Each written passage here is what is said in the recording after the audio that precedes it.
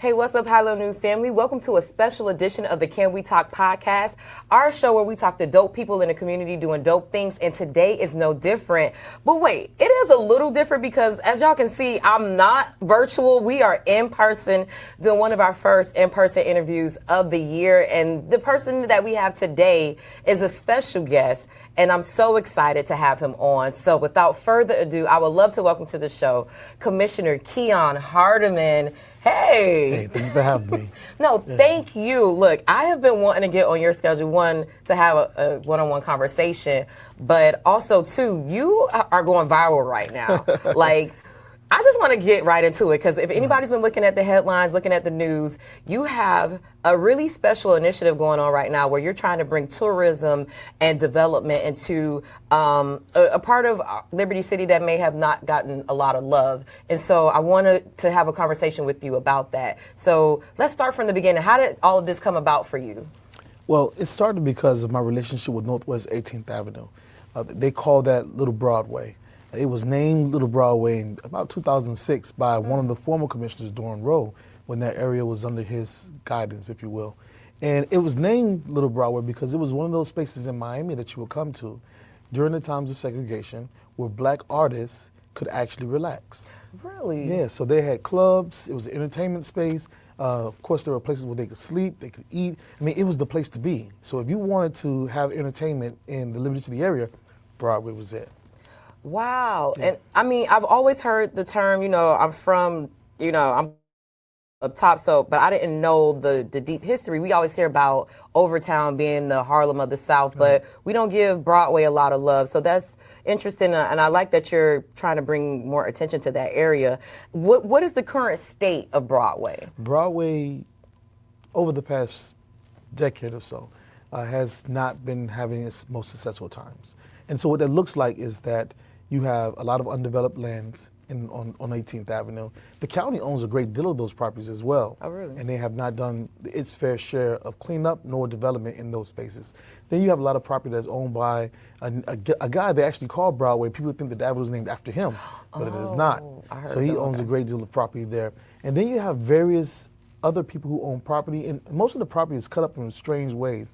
And so not only are you having a hard time there just because of the way that it's kind of sort of physically made up, but then you have crime, of course. So you have, there's prostitution, drug sales. Most of the business that's there is probably corner stores. So it's not like an area right now that we could be proud of. And so when I came into office, I wanted to change that. Now, I wasn't the first person to think about changing this. I mean, this is something that the community has talked about for a very long time. And in fact, they've had charrettes and other types of planning to go into making Broadway a nicer place to be. And so when I came into office, what I said was, let's put those plans to action.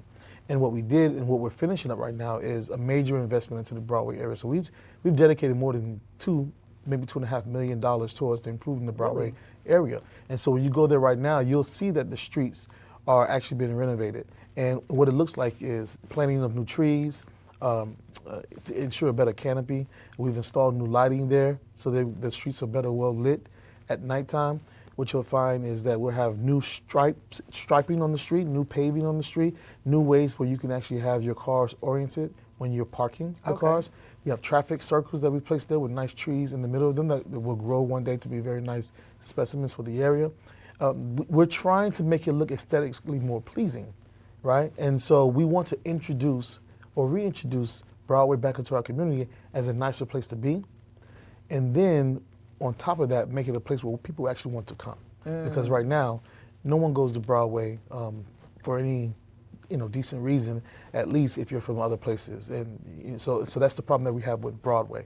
And I want to make that better. Is it mainly a residential area now? Like, No, Broadway still is heavily commercial. The side streets have houses on them, so that part is residential in nature. But it's much like what Old Miami was. In Old Miami, we didn't have those areas that were strictly residential. See, like for instance, on our days, sometimes we have commissions that represent other areas that their communities are not like mine. And so you may go deep down south and have an area that is strictly residential. Largely everything around it is residential.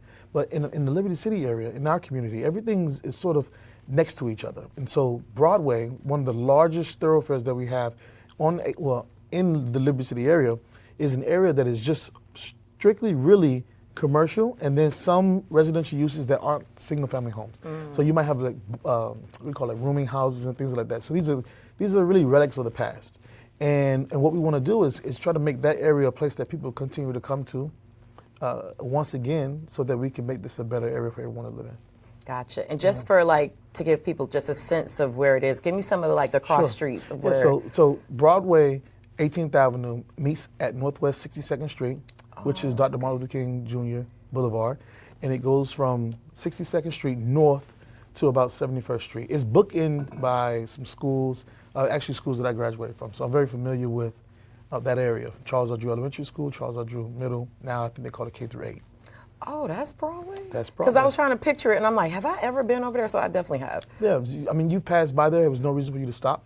And that's what we want to change, right? Miami-Dade County has done a terrible job with investing in Northwest 62nd Street, MLK Boulevard, and on 18th Avenue. And so we want to change that narrative. I mean, for many years, you've had residents and people who are just stakeholders in the area screaming from the top of the mountain about Northwest 18th Avenue improvements. And sadly, this is what we get the most attention for. Meaning, people have a disagreement with what the names of the street should be rather than how much money we're investing into that space. That's what the real argument should be about. And that's what the argument from the community has always been about. And so I think that the people who are from that area, they recognize the investment that we're putting there today, and they welcome these sort of changes because they want those areas to be areas where people can come in, spend their money, people can have decent jobs, and it looks and feels better than what it is today. Love it. And I think that was a really smooth transition into the names. That is what's going viral right now and getting a lot of attention.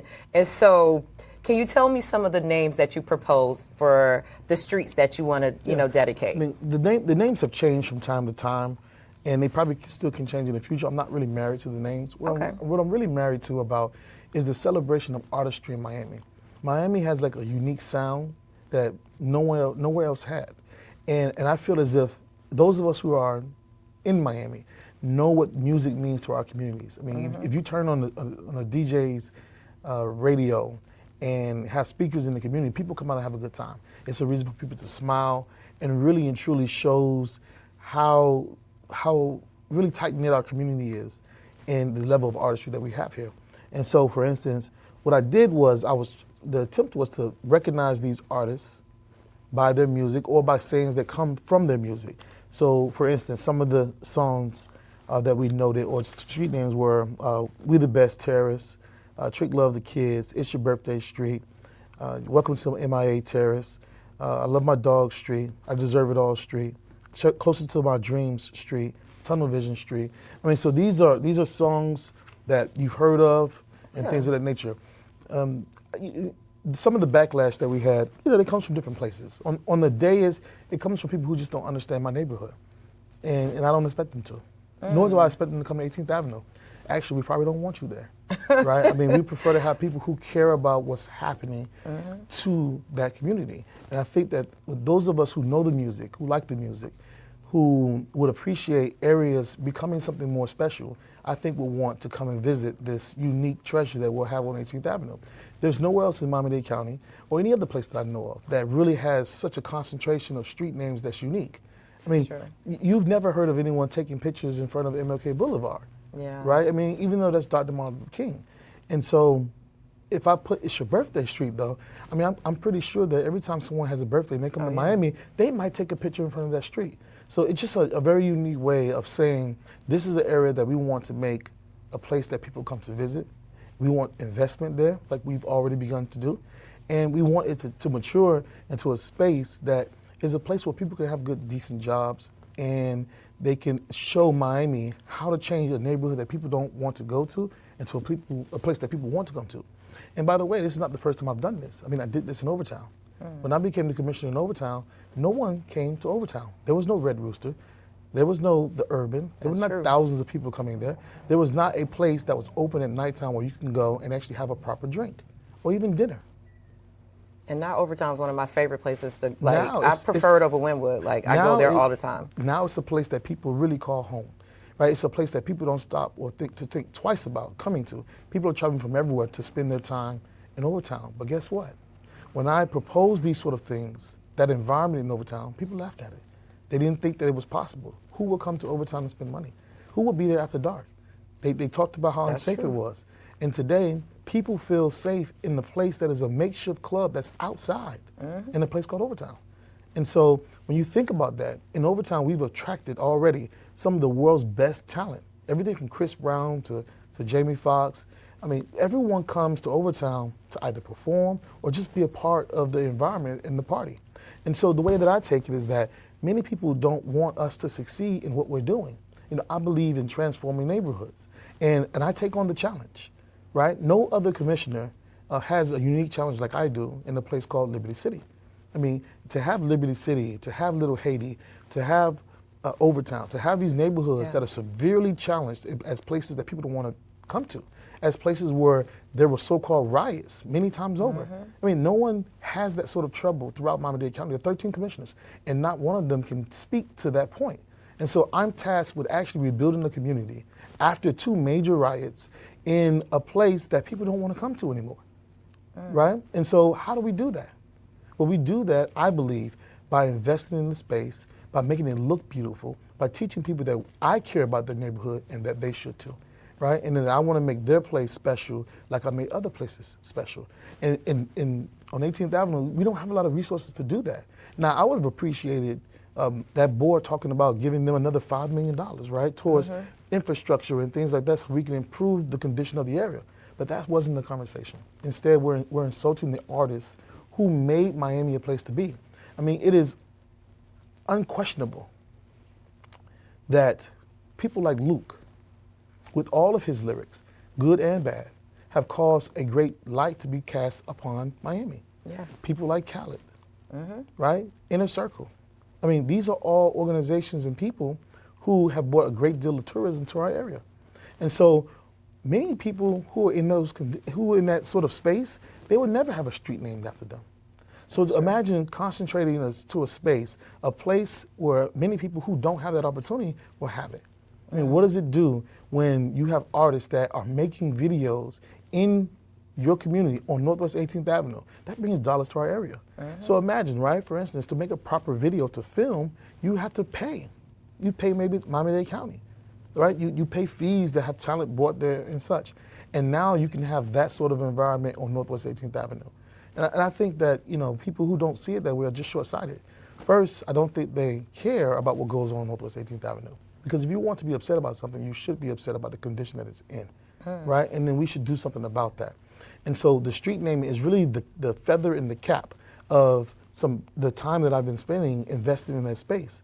I never represented 18th Avenue until now, right? And so this is my opportunity to give back because it hasn't been afforded that sort of opportunity.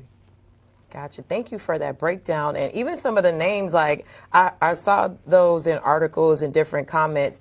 I think the one that ruffled a lot of people's feathers, and I don't know if this is still a proposed name, was I guess the Grind on Me lyrics, and that's from, you know, the group. It was Grind with Me. Oh, so the song was Grind with Me. So it was the Pretty Ricky song, right? Pretty Ricky. But so Pretty Ricky and the Mavericks. So was that misconstrued in the press? Because I definitely saw Grind on Me as one of the proposed names, and I think that was some of the like negative feedback that I heard from different leaders in the community. You know, some that look like us, some that don't. So so would you say that some of the names like got misconstrued? Look, I'll say this. I think that some people did not want to even have the real conversation. In fact, you know, one of the commissioners said, "I don't want to live on Back That Ass Up Street." Right? That's not one of the names that was proposed. So you know, you're doing that to belittle the argument. Yeah. Right? And so I don't take that sort of person seriously. Right? And I'm very careful about the sort of abuse that we take when it comes to the things that we're doing to make a difference in our community. You know, the one thing I'm not a stranger to is criticism, right? Because I believe that if you've been serving this role and you haven't had any controversy, then that means that you're not doing enough, because there's enough to get done that people have to give comment about what you're doing. So for instance, when you described earlier that this was a viral moment, right? It should be. It's viral not because I made it so, right? I try to do this very quietly, but they made it a spectacle. And so you've given me now the platform to talk about why we're actually doing this. So to me, this is just as equivalent as a hunger strike. You know, the purpose of a hunger strike is for people to ask you, well, why are you having this hunger strike? Well, we're having it because the condition of 18th Avenue is poor, and we want to make it better. And we're investing dollars in it to make it better. And we believe that the people who are from that community would appreciate a Peace in the Hood street, because that's part of the fabric of our community. If you know what Peace in the Hood is, it comes from DJ Uncle Al, right? Pretty Ricky, I mean, one of the members went to high school with me. So these are people that are born and raised in Miami, and they have played a significant role. We could pick a number of different lines or lyrics or song titles from any of these artists. It wouldn't make a difference to me.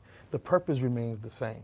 And so I think that some people take things, one that they don't understand, and they just make fun of it because they don't have anything else to take consider. But I tell you this, though. They have no problems whatsoever naming any of the streets in our communities after dead children. How many times have we named a street in our community after a dead child? In fact, we probably have a great number of them, especially during the time over the last 15 years or so. I mean, no one ever says, well, you know, it's not a good idea for you to continue to name these communities or these streets in these communities after 4 and 5 and 6 and 7-year-old kids. No one bats an eye at that. It's okay. I mean, what did they accomplish? Did the neighborhood change because of the shooting? Was there something that came out of it? Was there affordable housing that was put into the area? Did they make the park better? Is it safer? Is it a place that now people want to move into? I mean, what is it about this child dying that is so significant? Right? But they do it because I believe they just want likes from the community. You know, so commissioners do a thing here or there in order to be popular. I'm not interested in being popular. What I'm interested in is actually making changes to my community. And so I'll take the backlash that comes from you misunderstanding a lyric or two, right? I have no problem with changing the names. It was never about the names, right? The names were only meant to be able to draw you into the community. And so when you think about certain songs that come to mind, it brings smiles to your face. Yeah. If I said to you, bad boys, what would you say? What you gonna do? What you gonna do when they come for you? So why not put that on the sign? Bad Boys, the movie, shot in Miami. So why not put that on the sign? Yeah. Why not give people an opportunity to say, hey, I'm a part of that moment? Because I came to an area that they have that on a sign. You know, it is a novel idea. I'm an out-of-the-box sort of thinking type of guy. I'm weird in that way. I get that. But it works. And so that's just the way that it is. In fact, there are other places in Miami that do strange things that you probably never heard of. Did you know that we had a Walk of Fame in Miami? On Bayside, right? Right. Yeah. Right, in the entertainment industry. Yeah. Right, but other than but a lot of people don't know that. And people don't go there. Yeah. I mean, because there's nothing viral about the moment of you being there, right? Even on 15th Avenue, there's a wall, a Hall of Fame wall that was installed, right? Mr. Terry Elliott, right? He's a mainstay in our community. He did that in order to bring people to 15th Avenue. It needs it. But they have the benefit of a new redevelopment in that space. But what does 18th Avenue have? Nothing right now. Right. I mean, you'll be hard pressed to find garbage cans. Really? So, you know, why not? Why not do something that actually brings attention to a space that needs sort of an injection of hospitality and entertainment, right? I think that it works. And I want to use the power of our artists, the ones that care about our community, that they make songs about our community all day, right? If I said to you, Briscoe, who's Briscoe? Opalaka. Opalaka Goon. I didn't even want to say Goon. I'm not sure if he was okay with it, Commissioner. This is the truth, though. It's the truth of that's what it is. Right? What high school did Trick Daddy go to? Northwestern. No. He's from South, though. What high school did Trina go to? Northwestern? These Jackson? Bulls. They're Bulls. Oh, they both Bulls? Okay. So, but the point to you, at least Trina's a Bull. But there are things about Miami and its history that we know. Flo Rida, where's he from? Oh, I already know that. Right, from CC. Shout out to the Chiefs. Exactly. Flo Rida is one of the the most successful rappers of all time. Yeah. People don't realize that because he's here with us every day. We don't appreciate him for who he is. But Flo Rida is a big deal. Very big deal. So what's wrong with having a street sign that says, "Welcome to my house," which is what he has. Right? So these people are with us, and I think that they carry the moment.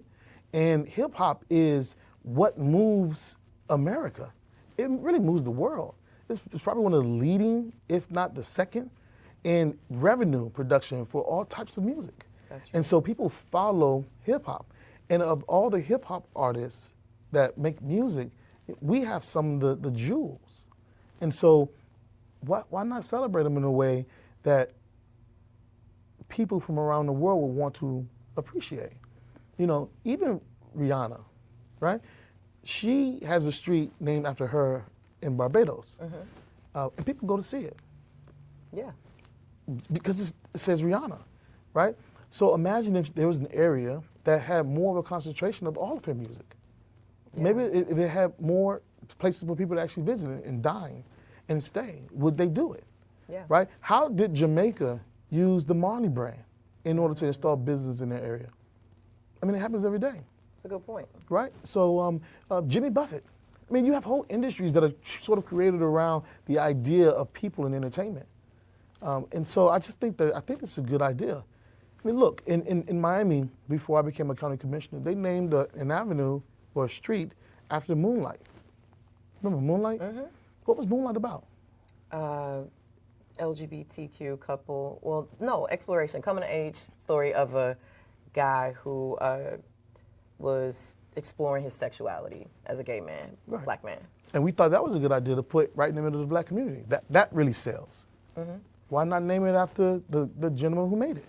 That's true. Did anyone ask that question? Did anyone say it's not a good idea maybe to glorify homosexuality in the middle of the black community that is extremely, extremely, extremely conservative? But you're upset with it's your birthday street. I get it. Wow. First of all, I'm glad you set the record straight because some of the headlines I read, they're incorrect. So to me, all of the titles that you said, there's inspiration in it, it's fun, it's entertainment, it's a part of our culture. So I'm not even sure where some of this has even got lost in the sauce, but I also do understand when it comes to black culture, when it comes to hip hop, people, like you said, who don't understand us, they look at it in a certain light and they run with certain narratives. So thank you for setting the record straight that some of the names that are out there aren't what you propose, and that you actually raised a really good point of why are we okay with what 18th Ave looks like? Why is there not infrastructure? Why is there not investment into the area? So for you to bring this initiative to get attention and people over there, I think is really cool. And I wanted to know from you, like, this is your area, this, District 3. What are the residents saying to you about this idea? What are the people saying? I mean, the district likes it. The major property owner, for instance, Broadway, has expressed interest in it. He said he likes the idea. Whatever he needs me to do to support me, he will. I represent, obviously, the government in this matter because that's my district. And so the people who are from that area, I mean, this is their culture. They're just not interested in becoming East Hialeah. That's what their biggest concern is, right? And so they appreciate the improvements that we're making in the space. All you have to do is go and see it, and you can see the difference in the area. Before I became the commissioner, they had already tried to make it an arts district. Yeah, if you go to Broadway right now, you see painting on the walls and things of that nature, these murals. I mean, that's a crying out of the community saying, we want our stuff to be different. And they saw maybe what art did for Wynwood, right? And they said, well, maybe if we're able to do that, then we can make it happen. And people have to understand that it takes a lot more than just painting the building in order to make a neighborhood better. You actually have to have people who have the means to invest into the space, to make improvements, and not just tear the space down. And so 18th Avenue, I believe, has had that problem, where it hasn't had significant investment in it whatsoever. And to think, I mean, this was a place that during the times of segregation was a safe haven for artists, right? For artists that we know, Betty Wright, I mean, lots of people came to 18th Avenue, Harry Belafonte, they were there because this is what, Miami Beach was a sundown, and still is, town, right? And That so part. it becomes a place where you're really trying to rebirth what is history. The one thing I'll tell you is this, is that when segregation came to an end, black people had an opportunity to go wherever they chose. And in many ways, they left our neighborhoods. They left it physically from living there, and then also they left it to try these new places they had never had access to in the past. And this is why we lost our famous hotels in Overtown, because no one continued to come there, even though that was a place that everyone went before. All the nightlife that was in those places was special, but that's what black people had to be, right? White people came over to enjoy it too, and still even then they had to be segregated from the black audience. So, the history of segregation has done after post-segregation, when black people had the opportunity to go somewhere else, it hurt us. We didn't choose to spend our dollars in our community. And so what I want to do is continue to build assets in neighborhoods that are traditionally black that would compete with entities that are not in our neighborhoods. And so, yes, I want to eat Miami Beach's lunch. I want people to stop going to Miami Beach and come to our community, spend dollars in our neighborhood, hire from our community. I want to be able to have fine dining in these neighborhoods. I want you to be able to buy a nice dress, have a cup of coffee, right? I want you to listen to jazz, and I want you to listen to rap. I want you to have everything that you need to feel whole as a whole person in America, in a neighborhood like 18th Avenue, right? And so to do that, though, you have to encourage people to come there, right? What good was the Taj Mahal if no one was ever going to come to see it after it was built? Yeah. Right? And so we will continue, under my leadership, to invest in spaces like 18th Avenue, places like in Brownsville, right? The 46th Street Cemetery that we're making improvements on, Georgette's Tea Room. I mean, these are places that have been long forgotten, not by the people who live there, because they deal with the sort of condition that it's in on an everyday basis, but forgotten by those who have the power to make change in it. And that starts with Miami-Dade County.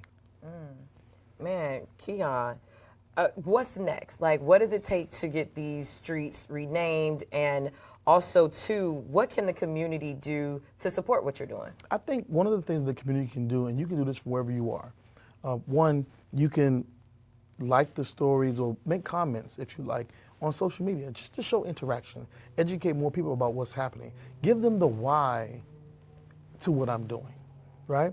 I think the media is going to continue to push the envelope on this issue because I believe they took it as a light issue.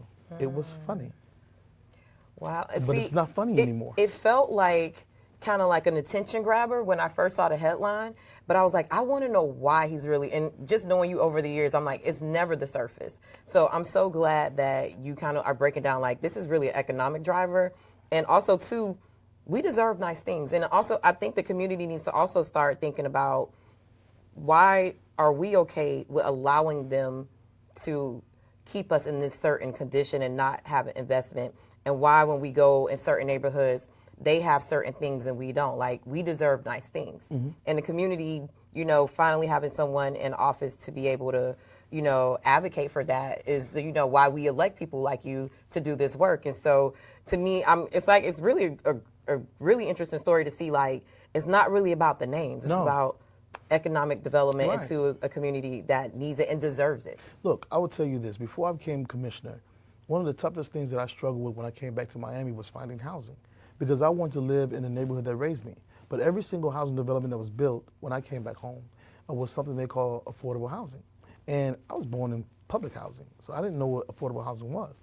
And when they told me that as a single man, I had to only make, I could make no more than like $24,000 a year, that troubled me. Because what it told me was that they were not making any products for people like me to come back home to, right? And so if we let it up to them, they would only build low-income housing in neighborhoods like Liberty City and Overtown and in Little Haiti, only, which means that people who have done what we've asked them to do in our communities, they've gone away to school, they've got an education, they want to come back and live in our area and really make the area better, they don't have an opportunity to do that because there's no housing product.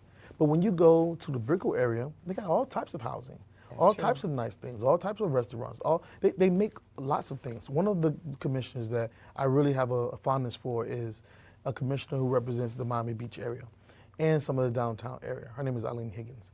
And Eileen Higgins is one of those people where her community doesn't necessarily want affordable housing, but she builds it there. Why? Because she has a proliferation of expensive, nice apartments. And she realizes that everyone should share in the affordability in the creation of affordable housing.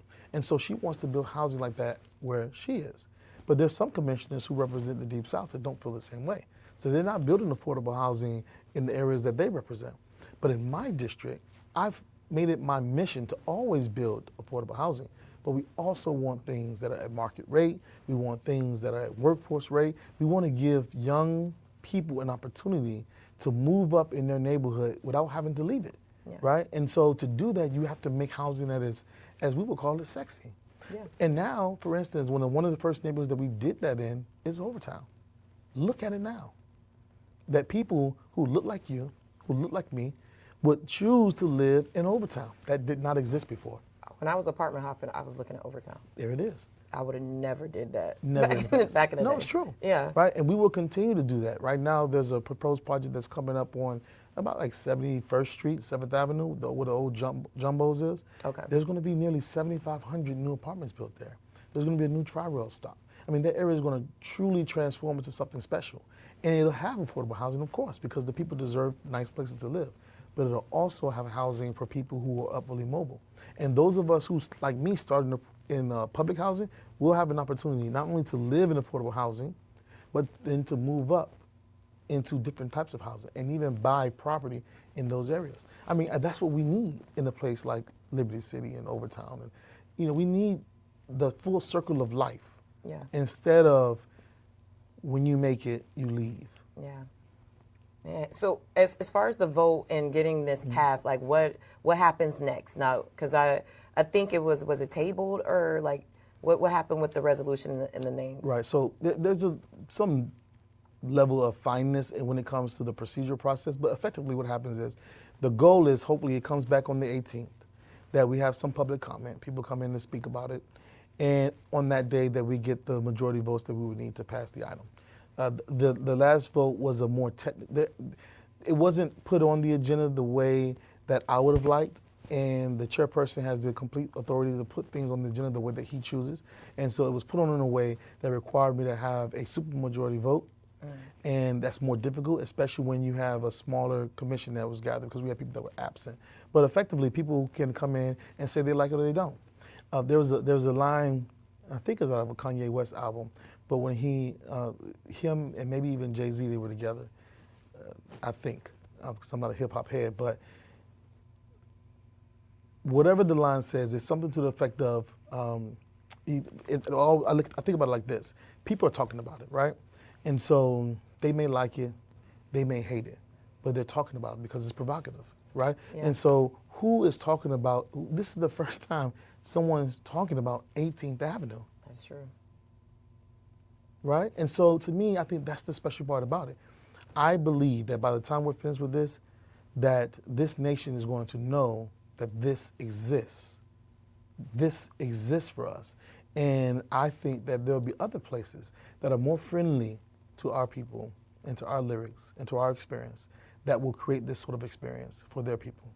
Man, this is amazing. Before I let you go, is there anything else that you want the community to know about what you're doing on 18th Ave? Anything new that, initiatives like, let us know what's next for Commissioner Hardemon and what's next for this project. Yeah, I just want, if you heard of 18th Avenue now because of this for the first time, especially on this show, right? This is my first time hearing about this place, and come visit it, right? I will tell you right now, there's probably not much for you to do, but at least come see the transformation that's happening, and you'll see that, okay, this isn't a sleepy sort of town neighborhood as it was painted to be. And this is also not a place where people are going to be changing their addresses, as one of the commissioners said, to It's Your Birthday Street. I mean, people who live on MLK Boulevard, Martin Luther King Jr. Boulevard, they don't say, I live on my address is Martin Luther King Boulevard. They write their address. Yeah.